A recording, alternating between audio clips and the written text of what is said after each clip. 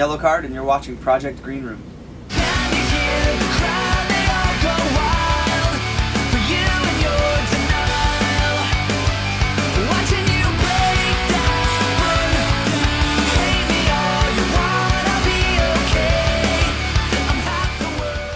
Hi, here we are with Ryan from Yellowcard, Starland Ballroom, New Jersey. You guys are currently the third night of your New Jersey stand, 3 nights in a row. We are. How does it feel to be back in New Jersey? Jersey, it's been amazing. The first Starland show was like just total insanity, you know, and it was Definitely. and it's funny because we played in Philly the first night, Right. and we all pretty much agreed that that was like the best first night of a tour that we've ever had. And so then to come here right after and have it just also be just, it's really going well. We're excited. Awesome. Now, you guys filmed your live DVD years back at the Electric Factory where you did your first night. How is it going back years later and playing? It's cool. I can't remember if we played there in 2008 on the acoustic tour or not, but I think we did. With the TLA maybe, right? Oh, you're right. That's TLA. what it was. Yeah, you're right. But yeah, it's awesome. You know, I love that venue, and you get to do laundry there. So Yeah. that's a nice. It's a plus. That's a perk. Yeah. Awesome. Get a cheesesteak right Yeah. now. Nice. So you guys recently just came back from a little break, couple years off. What were you guys doing in that time off? Just kind of focusing on family, or? Yeah, I mean, we were all doing different stuff. We've kind of moved all over the place. Right. I live in Athens, Georgia right now, and Mackin lives in Seattle, and Mendez lives in Arizona. So wow. we're kind of all over the place. But yeah, we were all just kind of doing our own thing, man, and like, you know, getting your feet back onto some sort of normal ground. Right.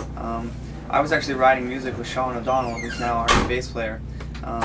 We were hoping to put out an EP or a record or something, and Ryan Mendez was actually pretty involved in that too, sort of engineering and producing the whole project. And when it came time to start thinking about Yellowcard again, it was just kind of a natural thing for everyone, for O'Donnell to be a part of it. But we were definitely writing a lot of music.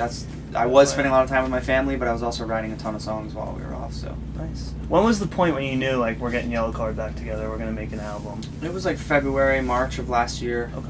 When we first started kind of sitting down and talking. We all flew into LA to sit down with our manager and talk about everything, and it was pretty fast. We knew, you know, once we all actually sat down and talked about it, we all knew we wanted to do it. Cool. Now, this your newest album, which just came out this week, When You're Through Thinking Say Yes, is out on Hopeless Records. Now, you guys were on Capitol before that. How is it going to Hopeless Records, and why did you pick Hopeless Records? Well, we picked them because they were just the most fired up about making a record with our band, and you know, you need that nowadays more than ever, especially for a band like us. We've had some success at radio, but we never based our entire career on it. Right. We need a place that is going to be really invested in working the whole record and the touring and every aspect of it, and not just banking on the fact that we're going to have some kind of hit song on the radio. Which would take me to my next thing. The biggest difference, I think, would be they don't have a radio department. So we're using like a third-party radio promotions company. Okay. That's about it. I mean, other than that, we're still doing. We went to MTV yesterday to play we're still doing all the rad stuff that we would hope to be doing.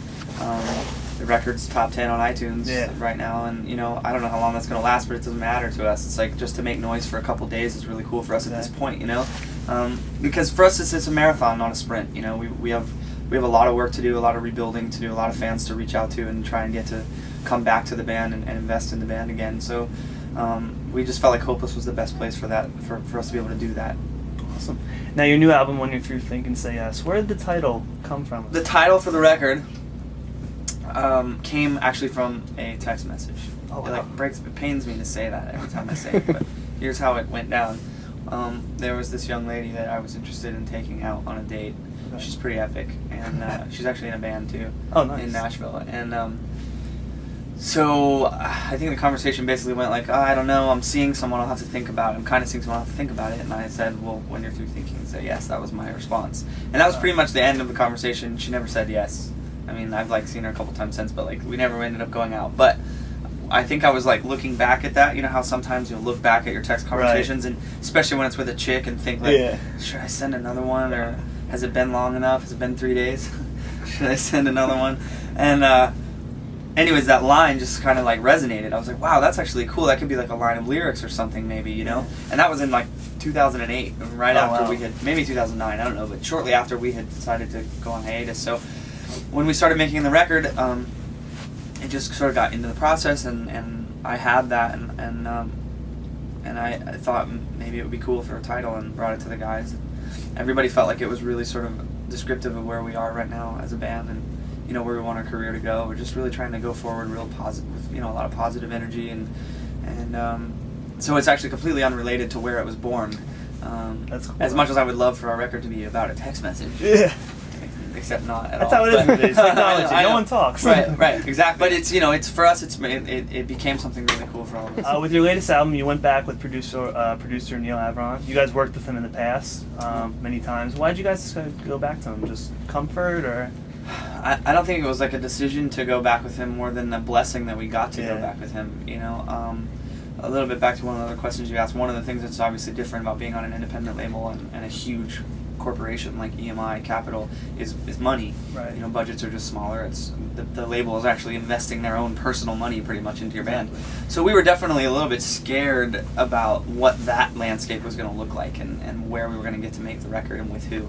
And Neil, immediately when the news was out and when we were talking to him about making a record, he basically had the attitude of, it doesn't matter, I'm not going to let you make a record without me. And so we were just like, you know, totally flattered by that, and we love having him a part of our band, and I don't know that we would make good records without him, you know what I mean? So it's just, he's our guy, and that's it. I mean, every record, there's always the conversation that lasts for about 30 seconds of, well, maybe we should explore. No, let's go with Neil. You know, so he's just amazing at his job, and he understands the dynamic of the band really well and how we all work together. You know, he's been working with us for the majority of our adult life, really. So he's really grown with us and seen us through the good times and bad times as people, and then that you bring that into the studio, it helps a lot when your producer is kind of like family in that way. Definitely. Now, with this album, was the writing process different than in the past? Now you've grown up a little bit? It was actually really similar to the early records in a way, which I think has everything to do with the fact that we took some time off. You know, the one for the kids in Ocean Avenue, those first couple records, we were all kind of living in the same apartments, and we had a practice room, and, you know, we were kind of in between our day jobs and jamming. All we wanted to do was play all the time, and that's how we wrote our records. You know, we'd spend a whole year writing an album. And then after Ocean Avenue took off, obviously things changed pretty dramatically for all of us, and the process just became a little less personal, and there was so much other shit going on in your life. You know, we would get together for 8 weeks of pre-production, and that would when we kind of discover the album and write it and go into recording it. But it was really only all about those month or 2 month periods of time where we would rehearse for the album on the following records. This one, because we started talking sort of in February, March about making a record without any real knowledge of when it was going to happen or how we were going to make it, we just started writing right after that, and basically we would just fly. You know, I was flying to Seattle to go to Sean's house, and then fly to San Diego to work with the other Sean, because, you know, we all as a band are really stoked to have O'Donnell in the band too, because it's not like we just hired some guy. We brought him in as a fan of his songwriting, and that helps us a lot, because it really is all 5 of us able to write. We didn't have to just write the songs and go, oh, now we got to think about bass parts or whatever.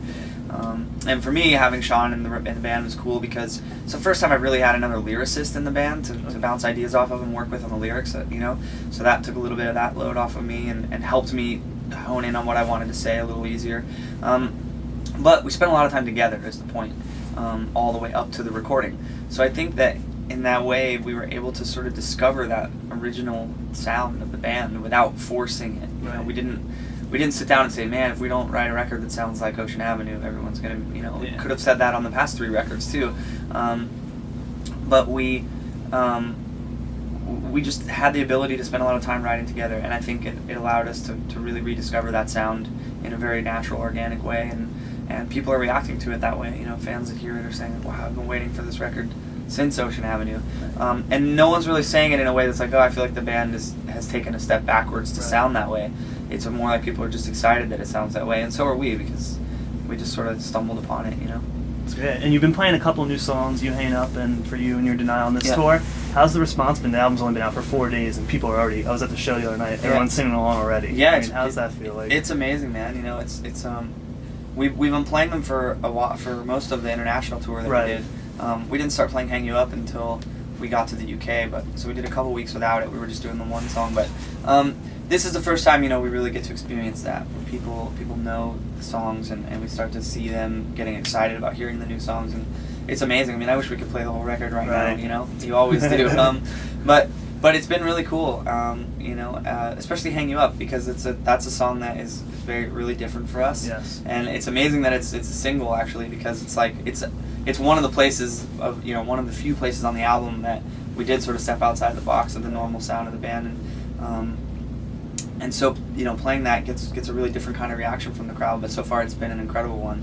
It seems to really connect. So awesome. And one final question. Now, you're on this tour with the Somerset, Hey Monday, All Time Low, a bunch of younger bands, all look up to you guys. Have you learned, I mean, they've learned a lot from you, but have you learned anything from them now that they've kind of come up differently than when you guys came up years ago, 10 years ago? I think that the most important thing that we're getting from them is just kind of watching them and seeing how much fun they have out here doing this, and it like helps us kind of be reminded of the energy that you want to have on a tour, and how lucky we are to be doing it still, you know, because every one of these bands on this tour is just so happy to be here, and there's a great vibe all around. You know, everybody's making friends really quick. It's only 3-4 days in, and we got a long way to go. This is a long U.S. tour, and it's nice. It's awesome for the way everyone is already just helping each other, and I don't know. It's just, for us, it's more about that. You know, it's just being back a part of a tour like that, and the fact that they are a little bit younger than we are. They just kind of have this light in their eyes that they, you know, everything is, and we want to have that now, so that as we go forward, we keep that same attitude. It's hard to see we are older now.